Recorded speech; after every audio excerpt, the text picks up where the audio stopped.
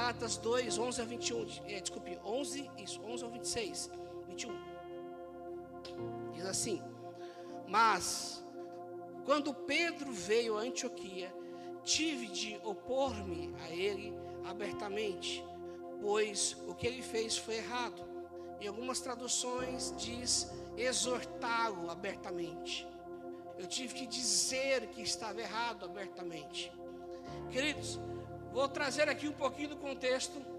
Paulo está lá em Antioquia, Pedro chega, e ali Paulo começa a conversar com o quê? Com os apóstolos. E ele começa a falar com os líderes da igreja sobre a visão deles sobre a circuncisão. Circuncisão é um ato judaico, uma aliança que Deus fez com os descendentes de Abraão.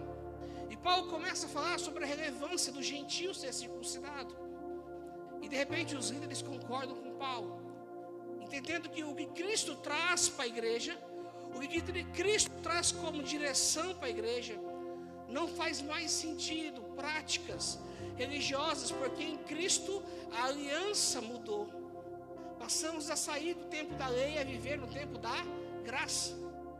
Então, olha só, aqui nós temos Paulo exortando Pedro por uma situação que ocorre aqui, vamos ler ela, 12. No começo, quando chegou, ele comia com os gentios. Quem não sabe, os gentios são aqueles que não são judeus. Mais tarde, porém, quando vieram alguns amigos de Tiago, começaram a se afastar, com medo daqueles que insistiam na necessidade da circuncisão. Tiago era um dos apóstolos, que ali refletia uma posição em que a circuncisão, essa prática judaica de aliança com Deus, deveria ser mantida nos gentios. E Tiago refletia uma postura, uma cultura, onde judeu é judeu, gentil é gentil. Gentil não é o povo da promessa da aliança, judeu é. Então começa ali, você ter uma visão, trazendo e colocando um povo de um lado, se colocando como o quê? O povo prometido. E depois o povo do outro, aqueles que não têm aliança, que o pai não vieram de sangue do pai Abraão, que o judeu chama. Continuando. Como resultado, outros judeus imitaram a hipocrisia de Pedro. Até mesmo Barnabé se deixou levar por ela. Então, quando ele chegou, separaram ali, estavam comendo, imagina aquela cena meio que de refeitório, eles comendo, todo mundo junto, gentil e judeu. De repente entra um religioso, alguns religiosos, e cada um começou a criar seus grupos. Então estavam ali os religiosos chegando. Então os religiosos começaram a se afastar daqueles que não vinham do mesmo contexto de família, de história, de cultura, de religião e fé, aqueles que são novos. E aí nós temos ali dois grupos se formando. Continuando. E Barnabé é quem também tinha esse entendimento de espalhar aos gentios. Até Barnabé se sentiu convidado a fazer isso. Quando vi que não estavam seguindo a verdade das boas novas, disse a Pedro, diante de todos: se você, que é judeu de nascimento, vive como gentil e não como judeu, por que agora obriga-se esses gentios a viverem como judeus? Pedro ali tinha uma vida já com entendimento sobre pregar e viver com os gentios, sobre ministrar o amor de Cristo a eles. Mas por causa de algumas pessoas, todo o comportamento ali de amor e de entendimento de fé mudou. Então, Paulo exorta Pedro sobre você entendeu isso de Cristo até agora e de repente você muda.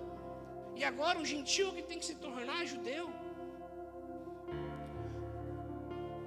Você e eu somos judeus de nascimento. e não pecamos, como os judeus consideram os gentios. E, no entanto, sabemos que uma pessoa é declarada justa diante de Deus pela fé em Jesus Cristo, e não pela obediência à lei. E aqui Paulo começa a trazer à memória, em palavras, a mensagem de Cristo, dizendo que ninguém é salvo porque obedece regras e leis. É salvo pela fé no Filho de Deus, em Jesus Cristo. Começa ali, imagina Paulo no meio dos caras que andaram com Jesus, e um cara que não conheceu Jesus pessoalmente, que perseguiu Jesus, mas Jesus o alcançou, levanta e diz: eu não estava lá, ouvindo como vocês ouviram, mas o amor que foi dito por Cristo não coincide com o comportamento de vocês. A realidade local, as pessoas, a comunidade influenciam vocês mais do que o amor de Cristo. E isso é constrangedor. É como tivéssemos aqui uma reunião só de pastores, e de repente a pessoa que converteu ontem, batizou ontem, chega e fala: vocês não têm nada a ver com Jesus. Um dia, esse é o nome dele, Gandhi. Um dia Gandhi olhou para os ingleses, essa frase ficou histórica: eu reconheço o vosso Cristo, mas não reconheço o vosso cristianismo. Quando os ingleses estavam invadindo a Índia, Gandhi disse essa frase. Gandhi tentou aceitar e conviver, e foi até uma igreja, mas ele não foi aceito nessa igreja. Já pensou se quando Gandhi tivesse chegado na igreja, a igreja tivesse recebido ele com sabedoria e amor? A realidade da Índia, de toda uma nação, seria diferente. Continuando. E cremos em Cristo Jesus, para que fôssemos declarados justos pela fé em Cristo, e não porque obedecemos a lei, pois ninguém é declarado justo diante de Deus pela obediência da lei. E aqui Paulo nos refere que o conceito de justiça de Deus não é o cumprimento das ordens da lei, mas é a fé no que você acredita. E é diferente do nosso pensamento de justiça. O nosso pensamento de justiça é o que é justo, é o que foi cumprido. E para Deus, o conceito de justiça é em quem você acredita. Para Deus, o justo anda com Ele. E, por relevância, quem anda com Cristo pratica justiça. Então não é o contrário, não é esse sentido, é um outro sentido. Jesus desconstrói aqui na frente desses religiosos o que até a referência de justiça, e coloca dizendo: se vocês se acham, porque são judeus, que é justo estarem assim, vocês não entenderam que é justo ter uma separação, vocês não entenderam Jesus, porque a justiça é crer em Cristo e não ser nascido de Abraão. Porque Abraão, e nós vamos ler mais para frente em Romanos, ele foi declarado justo pela fé. Continuando. Mas se a busca da justiça por meio de Cristo nos torna culpados de abandonar a lei, isso torna Cristo responsável por nosso pecado? De maneira nenhuma. Paulo está dizendo: se viver a Cristo, se nós estamos tendo que escolher aqui, fazemos a lei ou fazemos o que o Espírito Santo está dizendo que é, fazemos as ordens, a lei dos homens, ou fazemos e somos conduzidos aqui por Cristo. E Paulo está dizendo: se ser conduzido por Cristo é pecado, isso torna Cristo pecador. Então, de maneira nenhuma, isso é correto. Para nós, a importância de justiça de Deus é justamente seguir Jesus e conhecer, ter fé em Jesus. Eu quero te exortar essa noite e dizer: se você não jogar fora tudo que você aprendeu antes sobre justiça, se você não abandonar a justiça dos homens, você nunca vai conseguir perdoar seu cônjuge. Você nunca vai conseguir, você vai achar seu cônjuge um pecador o resto da vida. Eu conheci uma mulher que ela não reconhecia, né, não está aqui conosco, mas ela não conhecia e não conseguia perdoar o seu marido pelo adultério. Ela disse que perdoou, mas, queridos, de repente um dia ele se converteu, foi restaurado, começou a chegar nos seus filhos e a conduzir os filhos pela fé, e ela ficou muito brava, porque para ela ele não tinha direito nem de educar os filhos. Se você não jogar o conceito de justiça fora, você nunca vai conseguir viver em paz no seu casamento. Se você não jogar o conceito de justiça dos homens fora, você nunca vai conseguir viver uma vida na plenitude da graça. E lembre, a lei é um fardo, vai te consumir. Cumprir regras e protocolos. Eu não estou falando de organização, queridos. Eu estou falando de achar que isso vai te trazer paz para a sua vida. Estou te dizendo que no relacionamento que você tem com alguém, a fé em Cristo tem que valer mais do que as condutas. Porque só Ele, e só a caminhada, e só Ele em você, pode te dar a condição do perdão. Continuando. 18. Se, pois, reconstruo o antigo sistema de lei que já destruí, então faço de mim mesmo transgressor da lei. Paulo está dizendo: se eu destruir essa ideia quando Jesus veio, e aí está falando para Pedro, lá atrás Jesus veio e desconstruiu tudo isso em você que eu estou falando agora. Aí de repente, porque chegou uma galera que pensa diferente, que não entendeu a graça ainda, você muda o comportamento. Quem está reconstruindo não é Deus, é você. E você está construindo algo que torna você, dizendo a você mesmo que você é um pecador. E é incrível, porque está dizendo: você construiu regras, padrões, que você mesmo não pode atender. E isso é insuportável para você, a ponto de você não conseguir se perdoar. Porque só Cristo, e Cristo já perdoou.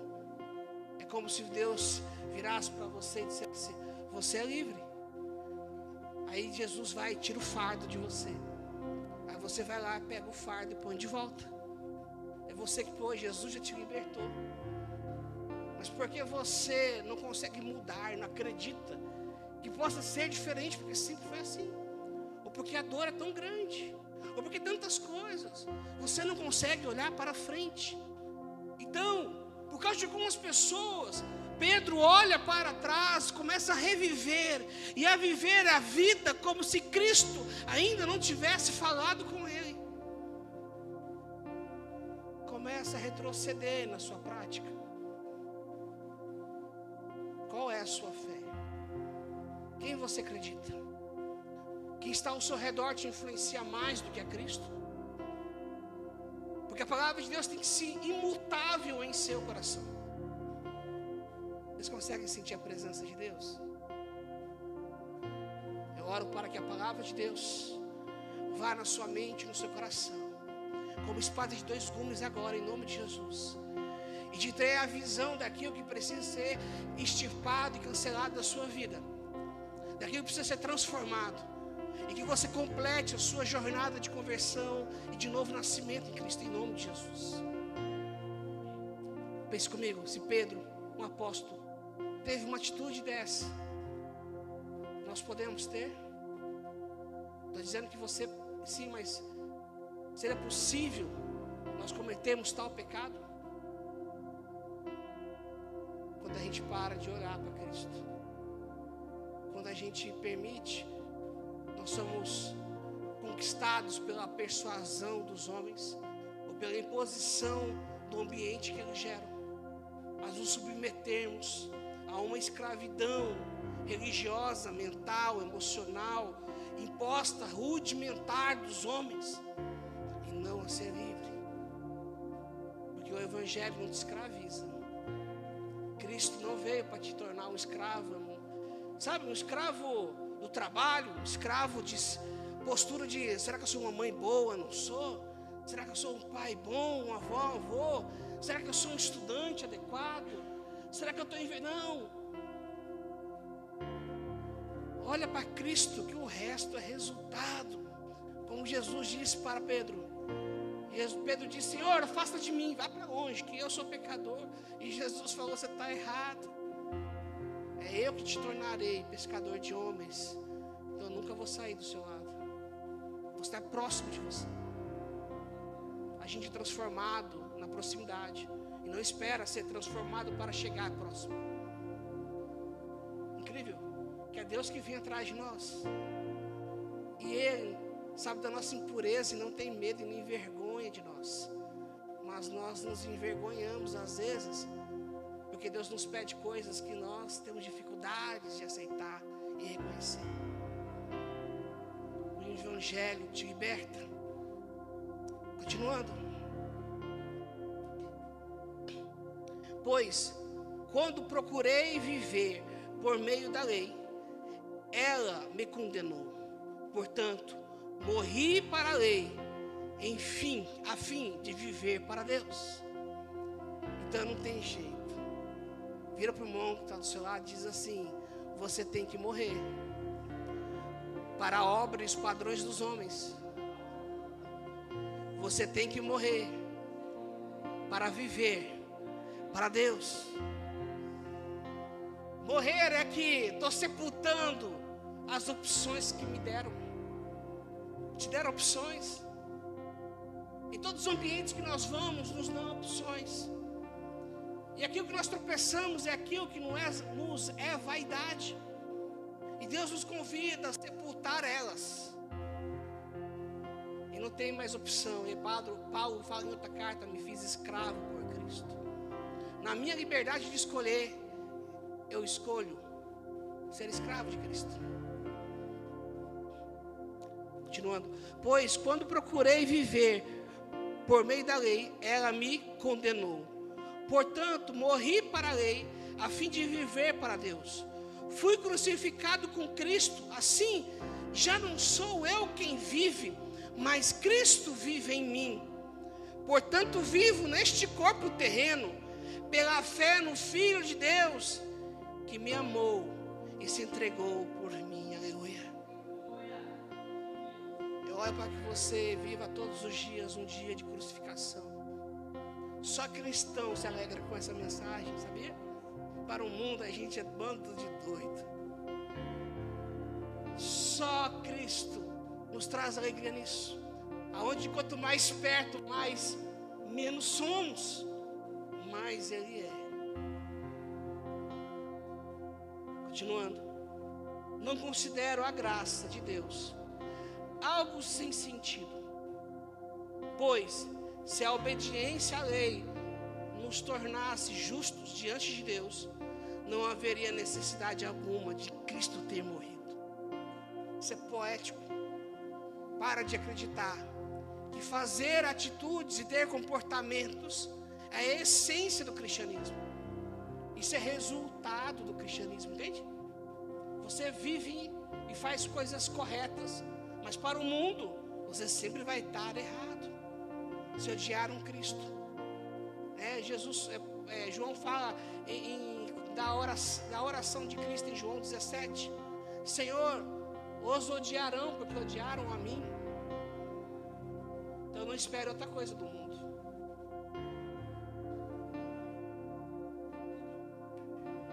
Abra sua Bíblia em 1 Coríntios 1,17. Vamos passear um pouco na Bíblia.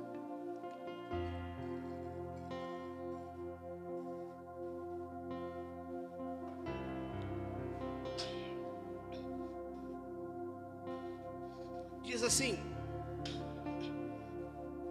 pois Cristo não me enviou para batizar, mas para anunciar as boas novas. Amém?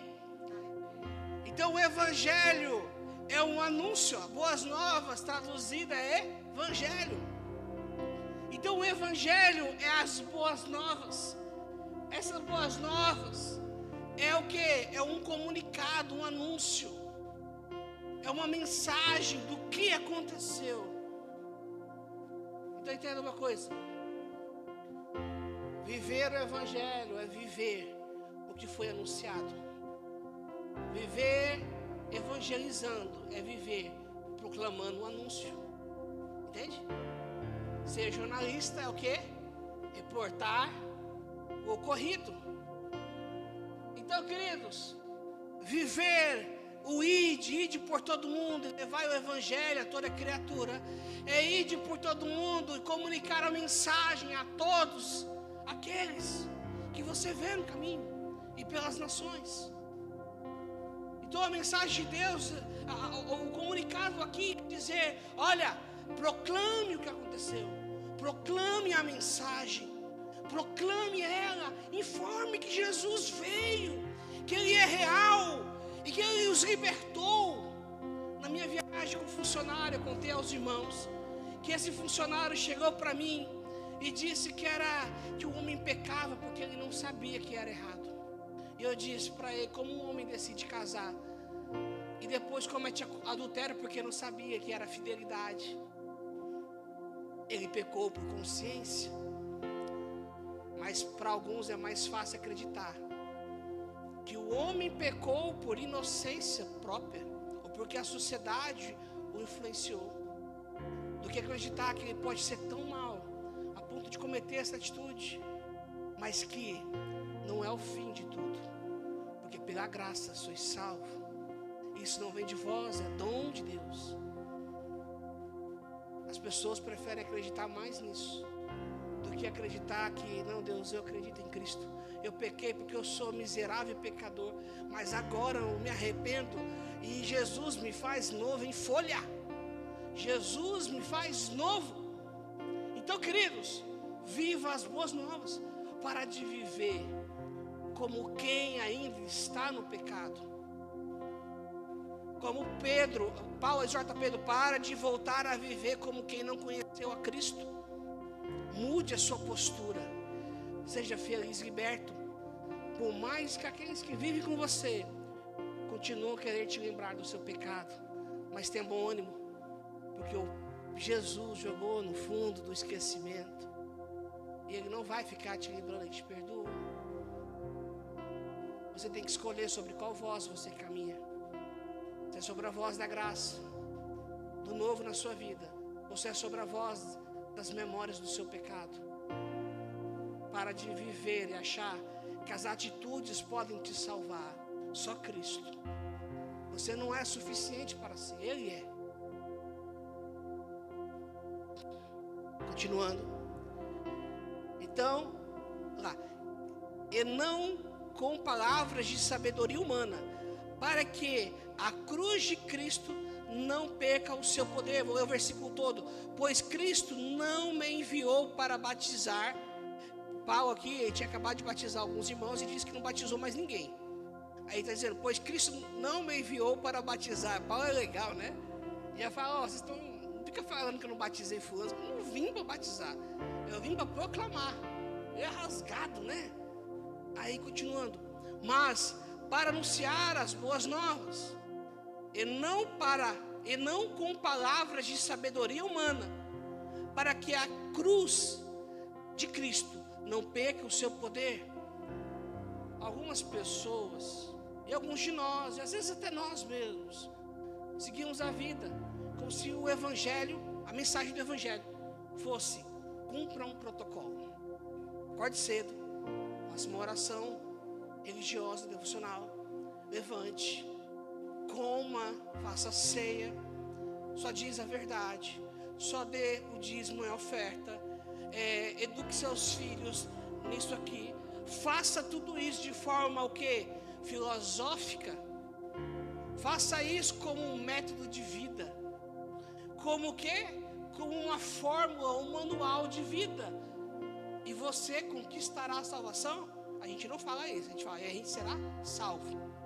Mas dizer e reconhecer que as atitudes assim nos transformam, é dizer que nós estamos, se nós cumprirmos o protocolo, podemos esperar do Pai que Ele nos leve, por mais duro que seja isso.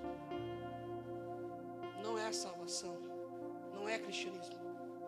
Você pode fazer tudo isso, ser o cara legal, tem até no YouTube o vídeo, né? O senhor, cara legal, o cara que faz tudo.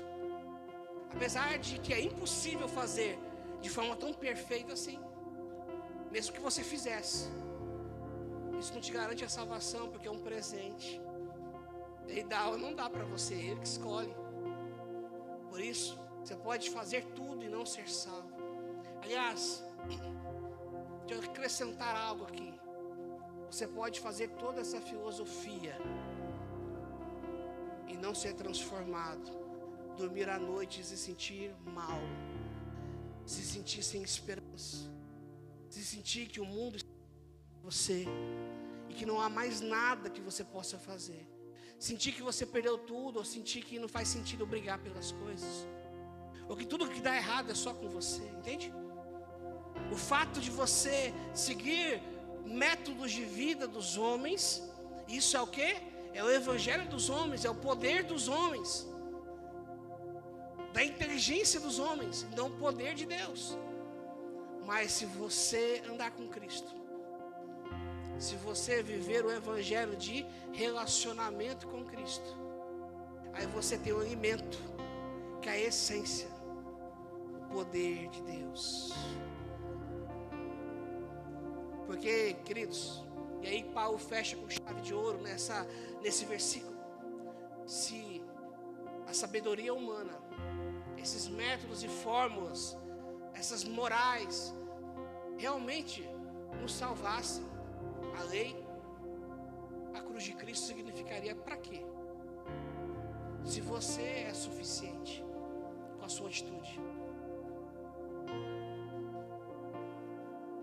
Senhor, eu oro para que essa mentalidade do poder dos homens vá embora, da sabedoria dos homens vá embora da nossa vida, em nome de Jesus.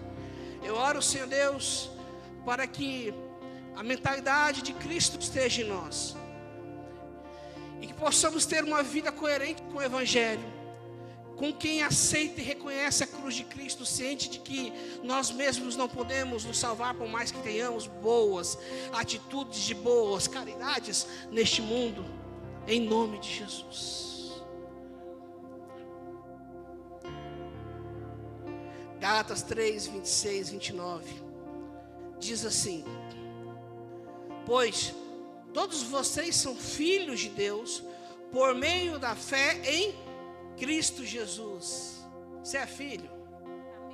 Amém? Tem gente que tem dúvida, você vai ser salvo? Aí eu não sei, eu pequei hoje de manhã. Eu nem falei para minha esposa, mas eu xinguei ela por dentro, né? Queridos, não fiz isso não, tá, irmãos? Eu não fiz isso não. Mas é pela fé. Só Ele pode transformar. Continuando, todos que foram unidos com Cristo no batismo se revestiram de Cristo. E aqui começa a falar sobre o batismo em Cristo. Se revista de Cristo. Esses dias eu publiquei uma frase muito interessante, com a qual eu estava buscando Deus, e Deus falou assim para mim: Lucas, as pessoas hoje estão buscando a armadura, coisas que se veem. E para essa geração o que eu dou é como eu fiz com Davi. Ele foi sem nada que os homens veem, e ele foi no meu nome. E o meu nome foi mais forte do que qualquer outra armadura, foi mais eficiente. E Deus nos reveste de Cristo. Essa é a armadura que os homens não vê, mas é a que nós precisamos para superar as coisas desse tempo. E é interessante, queridos, eu estava falando com Deus, Deus começou a falar várias coisas para mim. E imagina um exército, um batalhão de homens. E ali estavam os irmãos de Davi. E Davi olha para eles, a Bíblia descreve que eles estavam morrendo de medo. E Davi, a Bíblia tudo transcreve que ele era um rapaz jovem, baixinho, ruivo, usava óculos, estou brincando, né? Parecido comigo. E Davi estava ali, olhou para eles e se indignou, porque eles tiveram medo. Falou: vocês não sabem Deus que vocês servem, não? E aí ele falou: rei, eu vou lá. O rei falou: você não vai? Mas não, eu já matei o urso e o leão, protegendo as ovelhas do meu pai. Esse garotinho matou um urso. A última pessoa que matou, a Bíblia fala que foi quem? Sansão. Esse cara fez o que Sansão fez. Ainda matou um urso e tirou da boca desse monstro, tirou a ovelha. Aí o rei: tá bom, eu vou acreditar nisso. Toma aí a armadura, vamos ver se esse garoto anda. E ele não andou, falou: não quero isso não. Mas o rei, o rapaz, decidiu, vai, ué. Se ele decidiu, é decisão dele. E ele foi. Olhou para aquele gigante, com 5 pedrinhas, que eram 5 gigantes, tá? Ele tinha irmãos, o gigante. Um para cada um era suficiente. E disse: quem é você, seu incircunciso? Eu vou em nome do Senhor dos Exércitos. Se ele precisasse de uma espada, Deus daria uma espada. Mas ironicamente, eu brinco na nossa realidade, Deus deu para ele um estilingue contra o gigante, com uma espada e armadura. Você acha que você vai vencer mesmo no seu braço, nas suas atitudes, na sua boa conduta e aparência, os desafios, se não é na autoridade do Senhor dos Exércitos? Você pode não ter metade que os outros têm, e chegará muito mais longe, porque é a vontade dele, é na autoridade dele. Continuando, diz assim: não há mais judeu nem gentil, escravo nem livre. Vamos lá de novo, olha, recapitula aqui comigo, ó. Paulo está dizendo: não há mais judeu nem gentil. Era o conflito lá com Pedro, lá atrás. Escravo e nem livre, homem e nem mulher, pois todos vocês são um em Cristo Jesus. Já não é porque você é homem, ou porque você é mulher, ou porque você é uma pessoa livre, porque você se sente escravo de algo.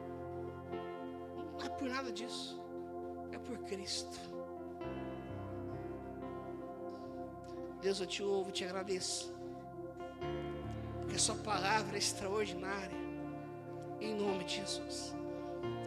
E ele continua aqui no 29 dizendo: e agora que pertencem a Cristo, são verdadeiros filhos de Abraão, herdeiros dele segundo a promessa de Deus, porque o justo viverá pela fé. E aqui Paulo está dizendo que filho de Abraão, né? A geração eleita, a geração escolhida de Deus, não é selecionada pelo sangue, foi até o fim da lei, quando Jesus nasceu, mas não é mais o sangue que conta. Agora é o relacionamento daqueles que aceitam Cristo. Isso quer dizer que não importa quem foi seu pai ou sua mãe, ou da sua história mais, isso pode influenciar, pode em tanta coisa, mas uma coisa que eu aprendi com Paulo, querido, é quanto maior é o pecador, maior é o nível de perdão que vem. Quanto mais difícil a sua história, maior é o nível de libertação, de milagre, de cura na sua vida.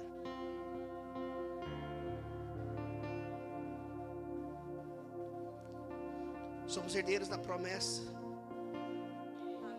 Oh, aleluia.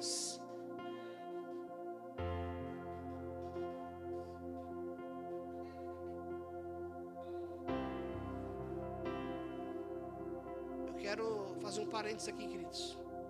Quero que você observe. Nós estamos dizendo até agora, não é o que você faz, e não é o sangue da família que veio antes de você que define. É Cristo. A partir dele, tudo se fez novo. Aí você tem que escolher se você vai aceitar viver Cristo. Independente, parece que você é no meio de um monte de gente que não quer que você seja um. É estranho, não é? Você já passou por isso?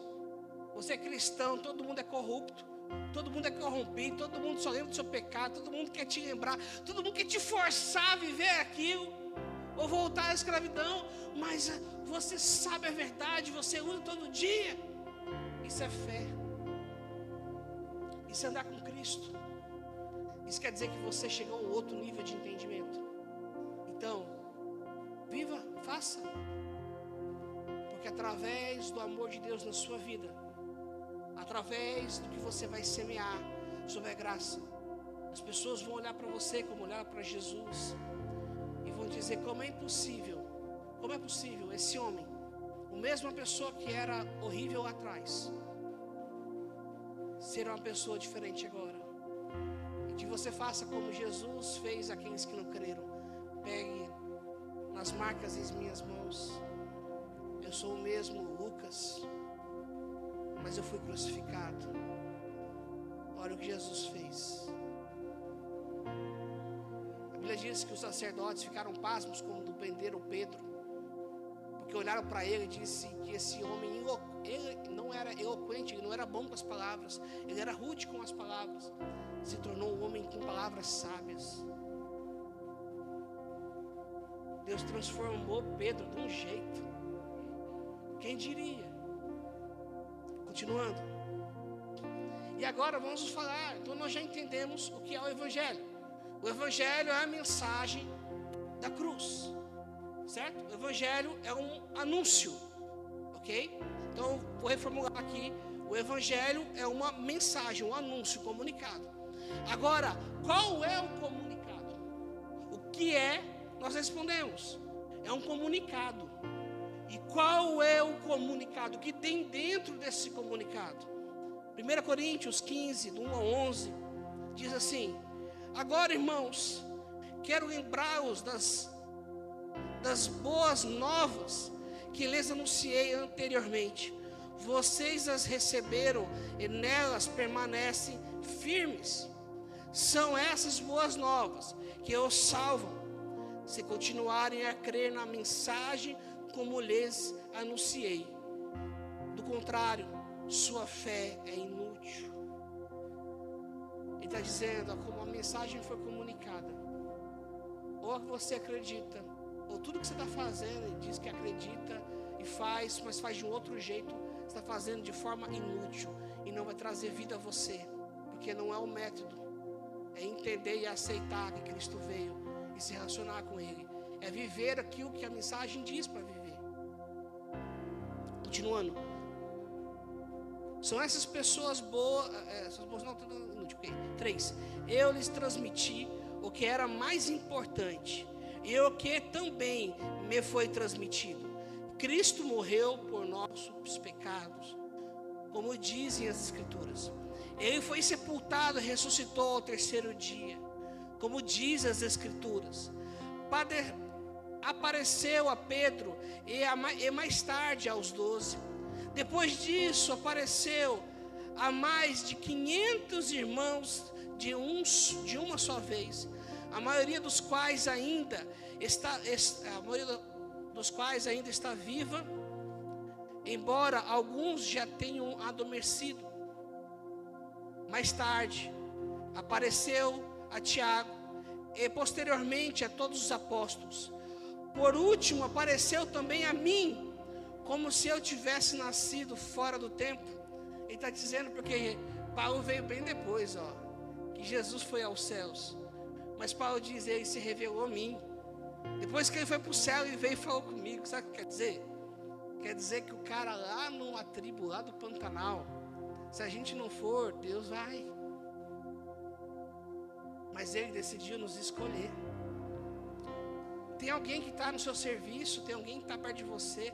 Se você não for, Deus pode ir, mas Ele escolheu você. Entende? É liberdade. Então, se alguém que Deus escolheu ir até você não foi para pregar a mensagem, Deus cumpriu a promessa. Mesmo assim, Ele foi até você. Eu não podia pregar para um jovem no Amazonas. Fiquei desesperado, porque eu fui impedido pela cultura local. Mas Deus estava falando com ele em sonho. E ele decidiu sentar comigo no meio da floresta sozinho para me ouvir. Porque Deus falou para ele, vai lá e ajude o Lucas. Ajude eles, ele entendeu que era eu. E eu achando que eu estava arregaçando. Eu só fui agraciado por viver uma oportunidade inexplicável. Eu só sou grato. Porque ele podia fazer, mas não quis fazer sem mim, queria fazer comigo. Deus podia fazer sem você, mas ele não queria fazer. Escolheu você. Entende? Para cuidar de mulheres, de casais, de homens, de crianças. Para cuidar de pessoas, de lugares. Para ministrar. Deus podia fazer sem você, mas ele escolheu fazer com. Porque ele quis. Continuando. Pois, por último, pareceu também a mim como se eu tivesse nascido fora de tempo, pois sou o mais insignificante dos apóstolos. Aliás, nem sou digno de ser chamado apóstolo, pois persegui a igreja de Deus. O que agora sou, porém, deve-se inteiramente à graça de Deus que derramou sobre mim. Paulo está dizendo, olha, pelo que eu fiz eu não sou digno, porque eu errei antes, fui contra Deus. Mas Deus escolheu e o que eu sou é pela graça de Deus. E ele continua dizendo aqui,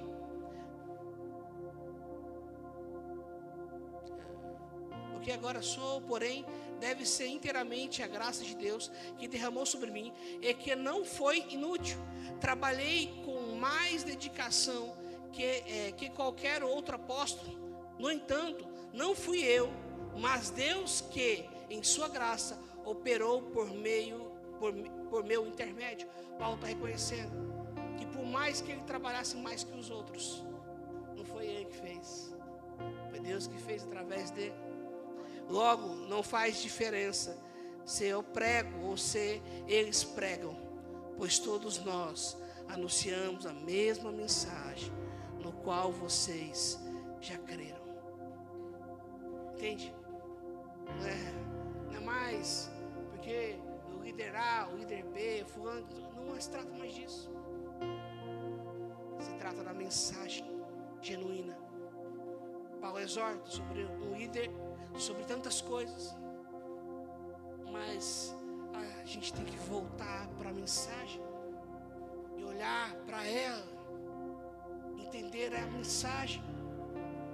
Continuando, Romanos 1, 16 a 17 diz assim, pois não me envergonho da mensagem das boas novas a respeito de Cristo, que são o poder de Deus em ação para salvar todos os que creem, primeiro os judeus e também os gentios. E aí fala aqui, Paulo diz que a mensagem, as boas novas, o que tem dentro do anúncio é poder de Deus. O que tem ali é poder de Deus. E quando você informa a mensagem, você fala do poder de Deus. Você ministra o poder de Deus, e a palavra de Deus vai e não volta vazia. Então vira para o seu irmão e diga assim, lança semente. Lança semente. Lança semente. Entendeu? Está entendendo a mensagem de Deus? Lança semente. Não é porque você era de um jeito, de outro, você não é digno de lançar a semente. Paulo está dizendo isso. Eu não sou digno disso. Mas eu entendi e trabalhei muito. Por quê? Porque é mensagem. Para de achar que porque as pessoas já te viram falhar. Sabe o que é extraordinário? Lembra de novo. É alguém que conheceu você antes de Cristo. Olhar para você e lembrar quem você é. E não te reconhecer mais. Ah, para, você não é mais isso. Você não é isso que você está falando, não. Você é aquele cara lá de trás, assim. Eu era tão medroso, gente, que minha avó uma vez estava dirigindo. Ela estava do meu lado, mãe do meu pai. Aí ela disse assim, Lucas, estou pasmo. Porque eu pensei que você nunca ia dirigir na vida. Eu falei, pô, vó. Não, é que você era um menininho, criancinha toda medrosa. Aí eu falei, pô, não acredito nisso. Poxa vida, vó. Jesus me libertou do medo, amém? ele diz, eles vão olhar e não te reconhecerão. Se não te reconhecerem, você diz, yes, amém, eu sou outro. Estou começando a entender quem vive em mim. Eu não vivo mais eu, mas Cristo vive em mim. A vida que vivo agora é a vida por meio da fé no Filho de Deus. Então Jesus morreu a nossa morte para que nós vivêssemos a sua vida. Entende? Ele morreu a nossa punição pelo que nós fizemos, para que vivêssemos a paz dele. Marcos 16:15, Jesus lhe disse, vão ao mundo inteiro e anunciem as boas novas a todos. Então tá aí, ó. Você quer saber o que Deus mandou você fazer? Já tá aqui. Eu não tenho dom, não. Isso aqui é independente do dom, tá? E a Bíblia diz que na hora que chegar o momento, Deus não vai deixar você tropeçar nas palavras. Ele vai estar com você e vai te dar as palavras certas. Busca nele. Aí 1 Tessalonicenses 1:5 diz assim, pois quando lhes apresentamos as boas novas, não o fizemos apenas com palavras, mas também com poder, visto que o Espírito Santo lhes deu plena certeza de que era verdade o que lhes dizíamos, e vocês também, como nós, comportamos entre vocês em seu favor. As pessoas começaram a ver o comportamento, mas lembra, se você buscar o comportamento primeiro, não vai acontecer nada.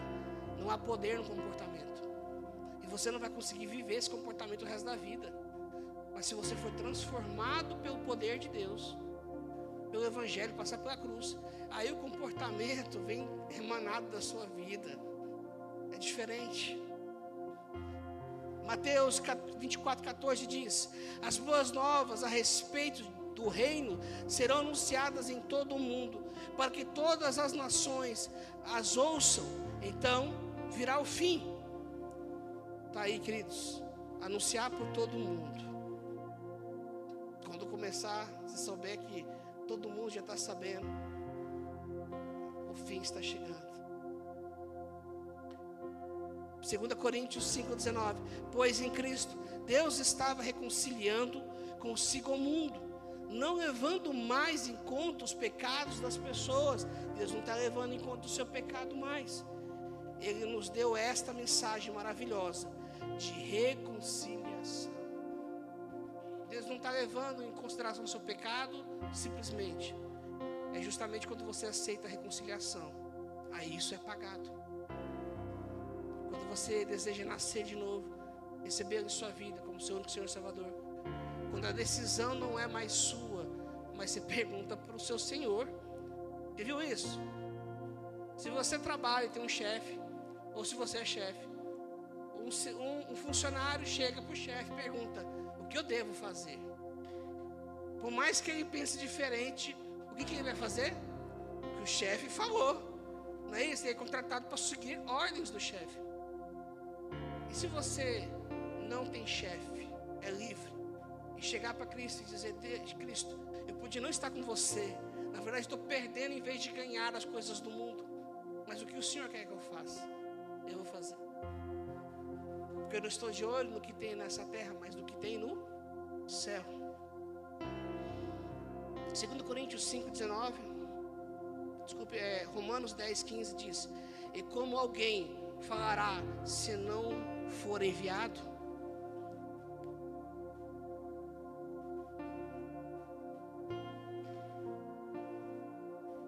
A nossa mentalidade tem que mudar. Diga assim, eu sou enviado. Você precisa ser enviado. Como irão se não for enviado? Como ouvirão se não há quem pregue? Em outras versões.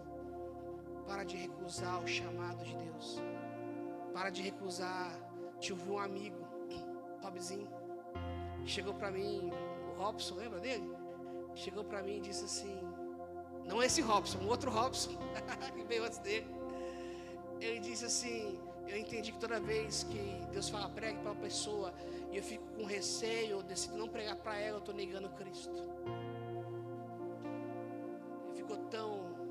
quebrantado. Eu dei para ele e falou assim: ó, o pastor mandou falar com você sobre vida devocional. E ele falou para mim: ó, fiquei na época meio receoso, eu era tipo o quê? 17 anos, 18 anos, o que esse menino tem a me ensinar? Aí eu dei um livro para ele, Irmão Yu, Homem do Céu, o chinês. E aí ficou assim, transformado, foi buscar a Bíblia e falou: eu não sei nada. E foi eu só fiz o que o Senhor mandou. 1 Tessalonicenses, continuando, né, Romanos 5, 10, 15. E como alguém falará se não for enviado? Por isso as Escrituras dizem: como são belos os pés dos mensageiros que trazem as boas novas. É do Gideão, o pé é bonito, né? Todo mundo vai olhar para o seu pé agora, hein? Cortou a unha. Brincadeira. Os conformosos são. É justamente o que estão falando de pé aqui. É justamente, conformosos são os pés. Conformoso é aquilo que se desgasta daquele missionário, daquele enviado, aquilo que está se desgastando no caminho para cumprir o pé do evangelho, a vontade de Deus e comunicar o evangelho. É aquele pé cheio de calo, aquela mão cheia de calo, porque trabalhou e carrega em si as cicatrizes por cumprir a vontade de Deus, a cicatriz de guerra. 1 Tessalonicenses 2,4. Sendo mais objetivo aqui, amados, em vez disso, falamos como mensageiros aprovados por Deus, aos quais foram confiadas as boas novas. Nosso propósito não é agradar as pessoas, mas a Deus, que examina as intenções do nosso coração. A mensagem não é: seja bonzinho, o pecado não é tão pecado. O que ele está falando assim, não entende ainda. É o poder da palavra, então fala a palavra. E também, não é para ser a pessoa mais grossa do mundo. Um dia meu pai chegou para mim e falou assim: Lucas, eu estava indo para o CTM. Ele falou: olha, aqui nós só aprendemos um método. Ele chamou de método Gisela. É duro. Aí ele falou assim, né? Deve existir outro método, um mais carinhoso. Vê se você aprende quando você chegar lá e traz para nós. Eu lembrei disso nessa mensagem.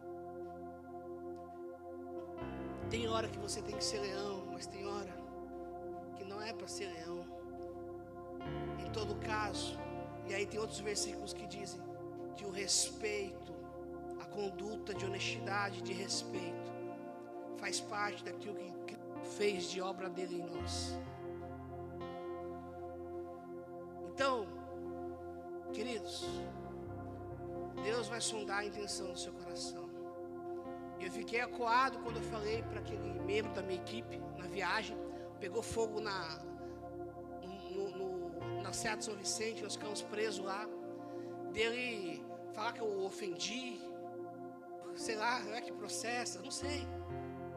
Mas na hora Deus falou para mim assim, eu vi um assédio do inimigo dizendo: dá uma maciada na mensagem, finge que não ouviu e fala outra coisa. E Deus falou para mim assim: você vai ou não vai falar o que é para falar? Fala a verdade, ela é suficiente. E eu disse para ele, aquilo mexeu com ele, e eu entendi a dor dele, a dificuldade dele é entender por que a parte da família dele que é cristã, por que ele foi afastado dessa família, por que afastaram ele dos familiares, dos parentes. Ele nunca conseguiu entender isso, e aí buscava uma resposta de vida, como se eles se afastaram de mim. Por quê? Porque eles não sabiam a verdade. É mais fácil acreditar nisso do que acreditar. Eles erraram, mas Deus perdoa eles. Deus perdoa você, perdoa eles também. É difícil perdoar parente, reconhecer a verdade. 1 Coríntios 9, 23. Faço tudo isso para espalhar as boas novas e participar de suas bênçãos. Amém. queridos, gostaria de convidar o louvor a subir. Hoje é culto de ceia. E precisamos nos lembrar da mensagem pela qual estamos ceando. Mensagem que nos faz lembrar que Ele virá. E fazemos isso em memória de Cristo, até que Ele venha. Não esqueça da sua missão. Convido você a não esquecer do Evangelho. O Evangelho é uma mensagem. O Evangelho é uma mensagem. E essa mensagem, ela é poder. O Senhor te chama essa noite, querido. Começa a falar com Ele onde você está.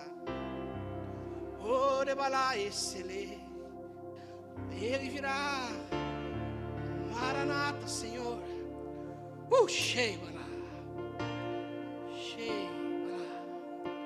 Começa a falar com Ele, querido.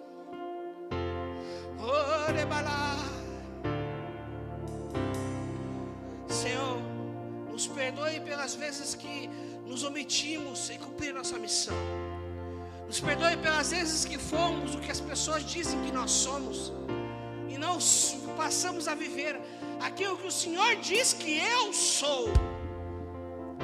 Senhor, peço a Ti que venha sobre nós esta noite e que diante da Sua verdade, aquilo que o Senhor demonstrou esta noite, possamos viver a vida do Filho de Deus. Pois a vida que vivemos agora é a vida na fé do Filho de Deus, em Jesus Cristo.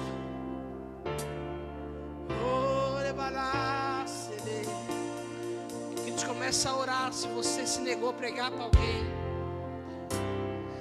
se você está vivendo a Bíblia, o Evangelho, como se fosse uma filosofia de vida e esqueceu o relacionamento, esqueceu de viver na revelação de Cristo,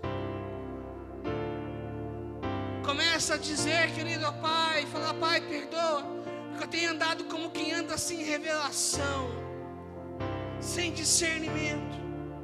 Porque ler a Bíblia sem revelação do Espírito Santo, você não entende nada. Nada. São só escritas. Mas o Espírito Santo de Deus vem. Isso é vida. Isso é vida. Como irão se não há quem pregue? Como irão se não há aqueles que são enviados? Deus está te enviando para lugares, para concursos públicos, para salões. Deus está te enviando para presídios, para lugares, para obras. Deus está te enviando para uma comunidade, para um bairro, no meio de vizinhos e vizinhas. E Deus fala: para de falar da vida dos outros, fala da minha vida, fala do que eu fiz, do que eu vim para fazer. Conte a notícia de que a salvação agora existe. Fale de mim. Orebalai, serei.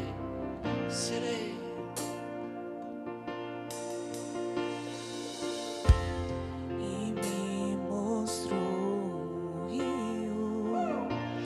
um rio de águas vivas, brilhante como um cristal. E do outro lado estava a árvore da vida, trazendo cura pro seu povo.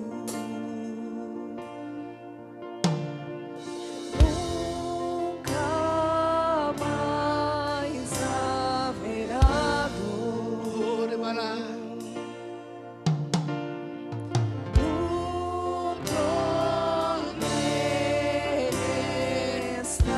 Comece a adorar a Deus, querido.